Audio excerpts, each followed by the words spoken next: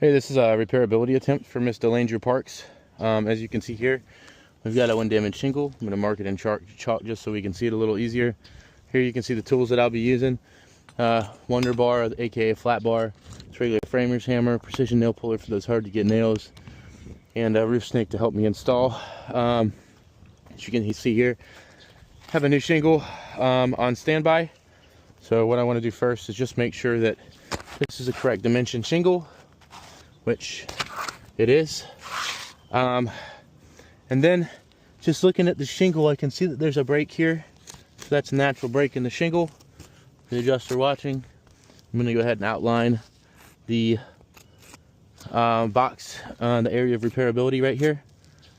For all the shingles that are gonna have to be moved around in order to pull this one shingle out, I'm gonna get a good close-up overview of the condition of these shingles prior to any kind of nail pulling or anything.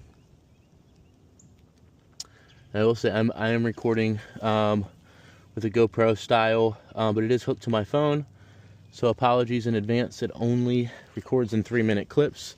As soon as I hear the clip end, I will start a new recording. If I get a call or something like that, it does interrupt. So I'm just going to go ahead and, without further ado,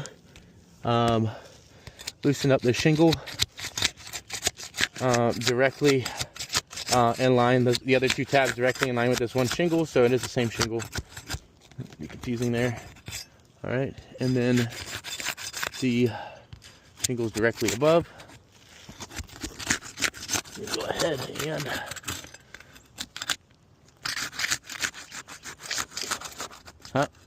and breaking the seals on these shingles directly above in our area of repair right here.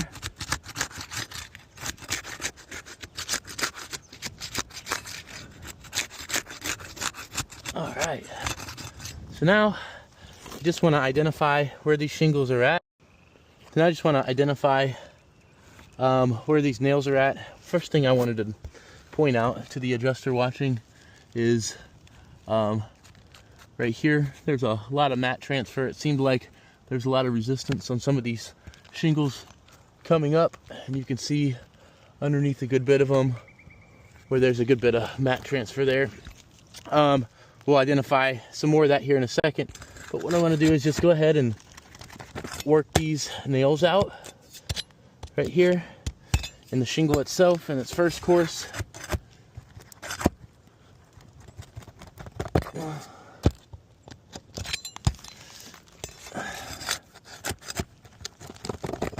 Notice I'm not pulling back on these shingles super hard, just enough to be able to get that nail out. All right, and you can see there's already a little bit of degradation right there at the top of these shingles from just that manipulating. All right. This one's pulled through. And just want to double check to make sure I got all the nails out. Notice I'm not lifting up super hard on these shingles, not cranking them back. It should just be out with the old and then with the new. But before I do that, let me go ahead and clean up my work area. One thing I do want to point out to the adjuster watching is these huge chunks right here in the shingle directly underneath. You also have a bunch up here. I don't want to pull the shingles back too far, but you could definitely tell that the shingle, and this shingle is not being replaced, the one on top of it is, this shingle now has an area for water to penetrate, and this is going to end up being a big issue here in the near future for the homeowner, especially during a heavy rain.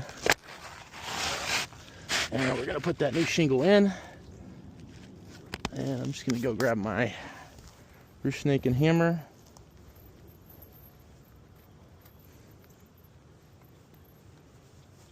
Fish some nails out of my pocket. Just wanted to fish some nails out of my pocket. Sorry for the delay. And in this section, I'm just going to go ahead and be installing these nails. Lift up just slightly. And start that off. Drive it home. There's my chalk.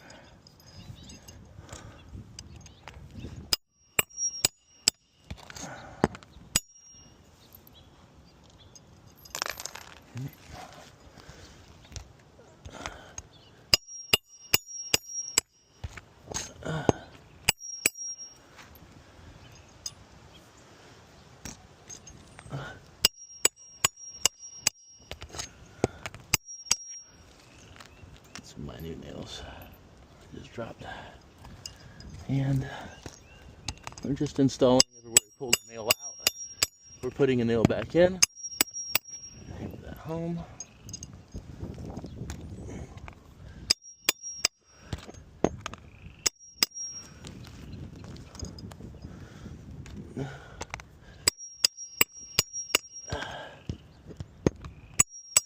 Alright, so as I drive that last nail home, I do want to point out to the adjuster watching, the tops here of these shingles, almost on all of them are showing cracking from brittleness. Also up underneath a majority of the shingles here, there's huge chunks from the shingle above and below ripped apart, and you can see the pliability of the shingle. You can see how it's just like, you know, pretty much just, it's pretty warm up here, and it's pretty much just folding at will, whereas this is really just stiff and it is brittle. So this is not a repair that we can warranty, especially such a widespread repair as 121 shingles, as it would damage the surrounding shingles even below because of that mat transfer. So I would literally have to keep going down to the ground if I was replacing one shingle to replace the one above to the left, so on and so forth, also the ones below. So this is not a repair that we can put our name on. We would ask the insurance please reconsider for conditions of repairability on this roof. Thank you very much.